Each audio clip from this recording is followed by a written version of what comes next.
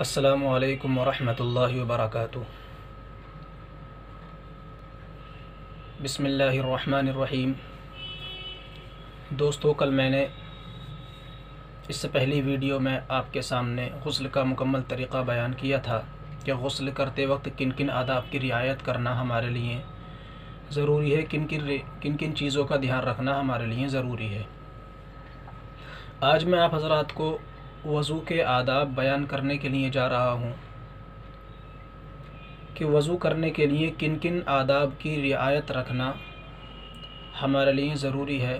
اگر ہم ان آداب کی رعایت رکھ کر کے وضو کریں گے تو انشاءاللہ تعالی ہم ثواب کے بھی مستحق ہوں گے اور اللہ تبارک و تعالی کی رضا اور نبی علیہ السلام کی سنتوں کو زندہ کرنے کے بھی ہم مستحق بنیں گے۔ اس کا اجر و ثواب بھی ہمیں ملے گا، اللہ کی رضا بھی ہمیں حاصل ہوگی۔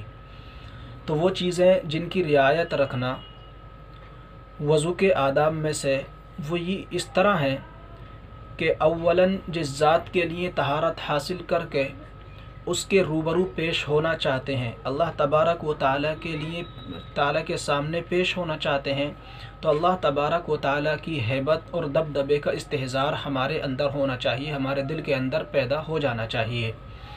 حتی الامکان باوضو رہنے کا اہتمام ہمیں کرنا چاہیے کہ جو ہماری زندگی ہے اس کا کوئی حصہ ایسا نہ رہے جو ہم بغیر وضو کے رہیں، بلکہ حتی الامکان ہماری کوشش یہ رہنی چاہیے کہ ہم ہر وقت باوضو رہیں۔ پانی میں وضو کرتے وقت اسراف نہ کرنا، پانی بلا ضرورت خرچ نہ کرنا، کم سے کم پانی میں وضو کرنے کی کوشش کی جائے کہ جتنا کم پانی بہے، جتنے کم پانی میں وضو ہو سکتا ہے اتنا ہی پانی ہم خرچ کریں۔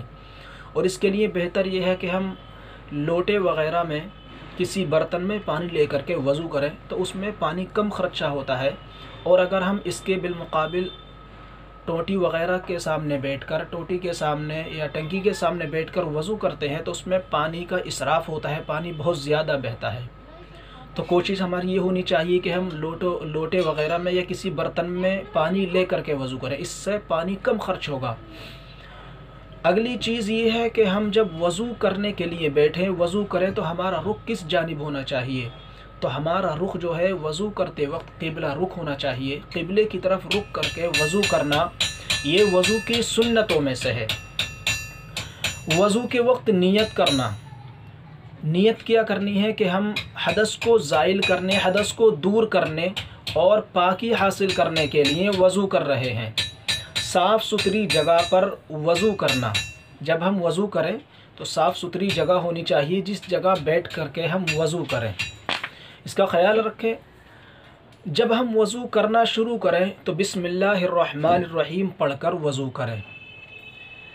اس کے ساتھ میں اگر ہم بسم اللہ والحمدللہ علی دین الاسلام بھی پڑھ لیں، بسم اللہ العظیم والحمدللہ علی دین الاسلام پڑھ لیں تو اور زیادہ بہتر ہے کہ یہ بسم اللہ بھی ہو جائے گی اور ساتھ میں دعا بھی ہو جائے گی۔ وضو جب ہم شروع کریں تو داہنی طرف سے شروع کریں، یعنی پہلے اپنا دایاں ہاتھ دھوئیں پھر بایاں ہاتھ دھوئیں، ٹھیک ہے؟ اسی طرح جب پیر دھوئیں یا کوہنیاں سمیت ہاتھ دھوئیں تو اس چیز کا دھیان رکھیں کہ پہلے دائیں طرف سے شروع کرنا ہے اور بعد میں بائیں جانب کو دھونا ہے۔ وضو کرتے وقت ترتیب کی رعایت رکھیں کہ پہلے ہاتھ دھوئیں، اس کے بعد میں کلی کریں، پھر ناک میں پانی ڈالیں، پھر اپنے چہرے کو دھوئیں، یہ ترتیب وار وضو کریں۔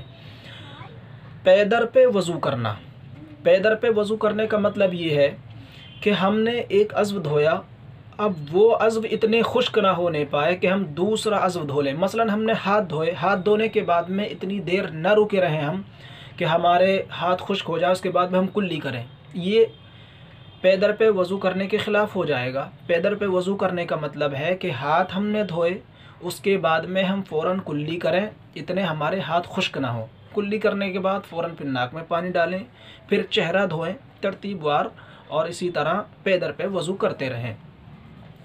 اعضائے وضو کو مل مل کر دھوئیں، جو بھی عضو ہم دھوئیں، ہاتھ دھونا ہے تو ہاتھوں کو ملیں اور ملنے کے ساتھ ساتھ ہاتھوں کو دھوئیں۔ اسی طرح جو بھی عضو، چہرہ دھونا ہے، پیر دھونے ہیں، ہر ایک عضو کو مل مل کر دھوئیں، اچھی طرح وضو کریں وضو کو اچھی طرح کریں، کوئی جگہ سوکھی نہ رہے، کوئی جگہ خشک نہ رہے۔ وضو کرتے وقت دنیاوی باتیں نہیں کرنی چاہیے۔ دعا وغیرہ اگر وضو کے درمیان میں جو پڑھنے کی دعائیں ہیں وہ دعائیں پڑھیں، لیکن دنیاوی باتیں نہ کریں۔ وضو سے پہلے 3 مرتبہ، یہاں سے وضو شروع ہو رہا ہے کہ وضو سے پہلے 3 مرتبہ اپنی ہتھیلیوں تک ہاتھوں کو دھو لیں، اچھی طرح یہاں تک پورے گٹوں تک ہاتھوں کو 3 مرتبہ دھو لیں۔ وضو کرتے ہوئے ایک دعا پڑھنی ہے، دعائیں تو اور بھی ہیں، لیکن یہ جو دعا ہے اللہم اغفر لی ذنبی ووسع لی فی داری وبارک لی فی رزقی، اس دعا کو اعضائے وضو کے دھونے کے وقت پڑھے تو اللہ تبارک و تعالی اس کی جو اس میں دعائیں کی گئی ہیں ان دعاؤں کو انشاءاللہ تعالی اللہ پوری کرے گا۔ کیا دعا کی گئی ہے کہ رسول صلی اللہ علیہ وسلم اس دعا کو پڑھتے تھے، کا مطلب کیا ہے؟ اللہم اغفر لی ذنبی، اے اللہ میرے گناہوں کو معاف فرما، ووسع لی فی داری، اور میرے لیے میرے گھر میں کوشادگی پیدا فرما، وبارک لی فی رزقی، اور میرے لیے میرے رزق میں برکت پیدا فرما۔ تو یہ 3 چیزوں کی ہم نے دعا کر لی، ان تینوں چیزیں اہم ہیں، تو اس لیے اس دعا کو یاد کریں اور وضو کرتے وقت اس دعا کو پڑھیں۔ اس کے بعد ہم مسواک کریں، مسواک کے ساتھ 3 مرتبہ کلی کریں اور 3 بار پھر ناک میں پانی ڈالیں۔ منہ اور ناک میں دائیں ہاتھ سے پانی ڈالنا اور پھر بائیں ہاتھ سے ناک کو صاف کرنا۔ ناک میں پانی ڈالتے وقت یہ دھیان رکھیں کہ دائیں ہاتھ سے تو ناک میں پانی ڈالنا ہے اور بائیں ہاتھ کی جو چھوٹی والی انگلی ہے اس سے ناکوں کے اندر انگلی کو داخل کر کے ناک کو صاف کرنا ہے، اور ناک کو جھڑکنا بھی الٹے ہی ہاتھ سے ہے۔ پانی دائیں ہاتھ سے ڈالنا ہے اور ناک جو صاف کرنی ہے وہ بائیں ہاتھ سے صاف کرنی ہے۔ تو یہ بات ہو گئی۔ اگر کوئی غیر روزے دار ہے، روزے کی حالت ہے تو خالی کلی کریں، لیکن اگر غیر روزے کی حالت میں ہے، روزے دار نہیں ہے، تو اس کے لیے ناک اور کلی کرتے وقت مبالغہ کرنا، یعنی جب ہم کلی کریں تو اس میں غرارہ کریں، ناک میں جب پانی ڈالیں تو اچھی طرح اوپر کو پانی کو کھینچیں تاکہ ناک کی اوپر نرم ہڈی تک اچھی طرح پانی پہنچ جائے۔ چہرہ اور ہاتھ دھوتے وقت چلو سے پانی لینا، چلو میں پانی لیں اور پھر چہرے پر ہاتھ ڈالیں، چہرے پر پانی ڈالیں۔ چہرے پر پانی زور سے نہ ماریں، جب ہم چہرے پر پانی ڈالیں تو اتنی زور سے نہ ماریں کہ ہمارے منہ پر کی چھینٹی ادھر ادھر جو ہمارے پاس میں بیٹھے ہوئے وضو کر رہے ہیں ان کے اوپر جا کر پڑیں، بلکہ آرام کے ساتھ میں اوپر پیشانی پر پانی ڈالیں اور پورے چہرے کو مل لیں۔ ایک بات کا خاص خیال رکھیں چہرہ دھوتے وقت کہ گوشے چشم پر ہاتھ پھیر لیں، یہ جو آنکھوں کے اندر کا حصہ ہوتا ہے یہاں پر اچھی طرح اس کو صاف کر لیں، یہاں پر گیلا ہاتھ پھیر لیں۔ اس کے بعد چہرہ دھوتے وقت داڑھی کا بھی خلال کرنے، داڑھی کا اچھی طرح خلال کرنے، داڑھی میں پانی پہنچا لیں، اور اگر داڑھی چھیدی ہے تو پھر پوری کھال بھیگ جانی چاہیے، اس طرح ہم چہرہ دھوئیں۔ ہاتھ اور پیر کی انگلیوں کے سرے سے دھونے کی ابتدا کرنا، ہاتھ دھوئیں تب بھی، پیر دھوئیں تب بھی ہمیں جو دھونے کی ابتدا کرنی ہے اور وہ انگلیوں کے سرے سے کرنی ہے، انگلیوں کی جانب سے شروع کرنا ہے دھونا۔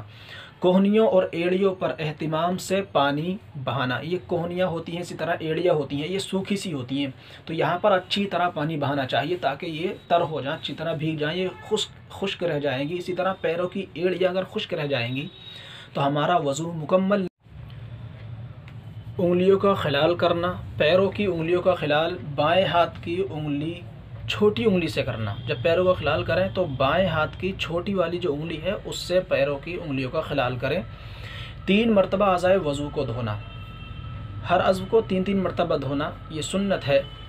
1 یا 2 مرتبہ بھی دھو لیں پانی وغیرہ کی کمی کی وجہ سے تو کوئی حرج نہیں ہے، وضو صحیح ہو جائے گا، لیکن سنت یہ ہے کہ 3 مرتبہ ہر عضو کو دھویا جائے۔ اس کے بعد پھر پورے سر کا مسح کرنا، پورے سر کا مسح کرنا، اور مسح کرنے کی ابتدا پیشانی کے بالوں سے کرنا۔ جو ہم شروع کریں گے مسح کرنا تو ہم ہاتھوں کو تر کر کے پانی میں بھگو کر کے یہاں سے مسح کرنا شروع کریں اور پورے سر کا مسح کرنا ہے۔ اس کے بعد کانوں کا مسح کرنا، اور چھوٹی والی جو انگلی ہے اس سے اندر پورے کان میں گھمانا، اندر کے کان کا مسح کرنا، اور پھر بعد میں گدیوں کا بھی، ان کا گردن کے پیچھے حصے کا سائٹوں میں سے مسح کرنا۔ کان کا مسح کرتے وقت کان کے سوراخ میں چھوٹی انگلی داخل کرنا۔ اگر لوٹا یا برتن سے وضو کر رہے ہیں تو وضو کا بچا ہوا پانی کھڑے ہو کر کے پینا۔ اگر لوٹے یا برتن سے وضو کر رہے ہیں تو وضو کا بچا ہوا پانی کھڑے ہو کر کے پینا۔ پھر اس کے بعد وضو کے بعد آسمان کی طرف دیکھتے ہوئے یہ دعا پڑھنا، اشہد ان لا الہ الا اللہ وحدہ لا شریک لہ واشہد ان محمدا عبدہ ورسولہ اللہم اجعلنی من التوابین واجعلنی من المتطہرین۔ وضو کے بعد تولیہ وغیرہ کا استعمال کرنا، جب وضو سے فارغ ہو جائیں تو تولیہ یا کسی کپڑے وغیرہ سے اعضائے وضو کو صاف کرنا، یہ بھی آقا مدنی جناب محمد رسول اللہ صلی اللہ علیہ وسلم کی سنت ہے۔ آپ علیہ السلام نے فرمایا کہ جس شخص نے وضو کیا اور اچھی طرح وضو کیا، ایک روایت میں ہے کہ اچھی طرح وضو کیا، پھر اس نے آسمان کی طرف دیکھا، پھر اس نے کہا اشہد ان لا الہ الا اللہ وحدہ لا شریک لہ واشہد ان محمدا عبدہ ورسولہ اللہم اجعلنی من التوابین واجعلنی من المتطہرین، تو جنت کے تمام دروازے اس کے لیے کھول دیے جاتے ہیں، وہ جس سے چاہے داخل ہو جائے۔